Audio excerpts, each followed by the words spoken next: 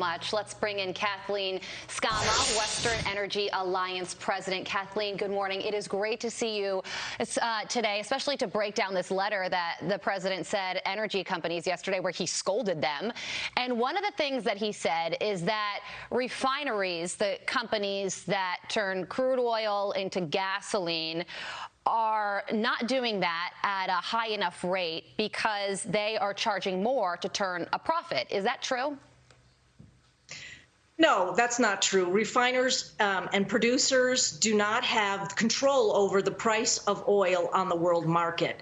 And right now, refining capacity is down about 1 million barrels because of several reasons, contracted during COVID, but also because of pressure on climate change, pressure to get away from fossil fuels. Many refiners shifted capacity from oil to renewables. And so we have lost capacity in this country. Yeah, the other thing that the president said in this letter yesterday, Kathleen, that I thought was pretty amazing is he said, I am prepared to use all tools at my disposal as appropriate to address barriers to providing Americans affordable, secure energy supply. So the president is saying that he's all in. He's willing to do anything to help decrease gas prices. So what are some of the things that the president can do today to make that happen? Well, you know, we can keep hearing that he's working like the devil to bring down energy prices, and that is anything but the truth. This administration continues to put in place roadblocks to American energy production. They will not back down on climate change and other regulation that is meant to suppress American oil and natural gas development. So when the president is now desperate because he's concerned that the public is getting it, they're blaming him for all of the things he's done since shutting down Keystone, to stopping leasing and all kinds of things that he's done to make it more difficult to produce American energy. And then now he's feeling the heat from voters and trying to blame it on us.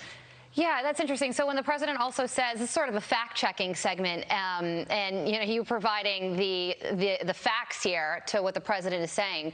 When the president says that there are 9,000 unused leases and permits, and oil companies aren't drilling because they want to keep the oil in the ground so that there's a shortage of it and they can charge higher prices, is that true?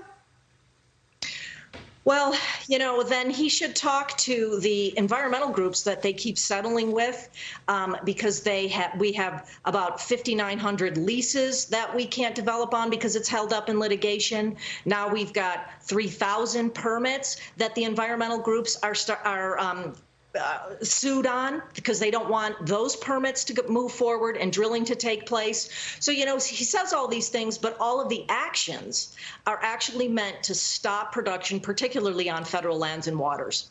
How long, Kathleen, do you think prices are going to stay at these record highs that we're seeing right now? I certainly cannot predict prices. There are too many factors that go into the price of oil globally. And then we have refining capacity that's constrained. And that's why prices are high, particularly for diesel, because there is a shortage because our refining capacity is down. So there are the supply chain issues that are affecting producers and refiners.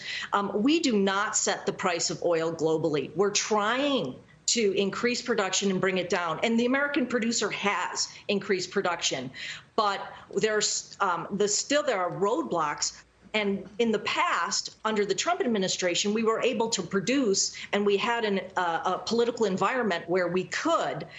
This time, there are too many obstacles, and then you layer in top all of the supply chain issues that we're all facing, and it's causing a pinch for consumers, and we're trying to bring those prices down, but it's very difficult in this political environment. And I still can't get over the fact that the president yelled at oil and gas companies yesterday in this very strongly worded letter when he was campaigning on a promise to end fossil fuels in this country. Kathleen, got to leave it there. Thank you for joining us again. We so appreciate it. Thank you. You're very welcome.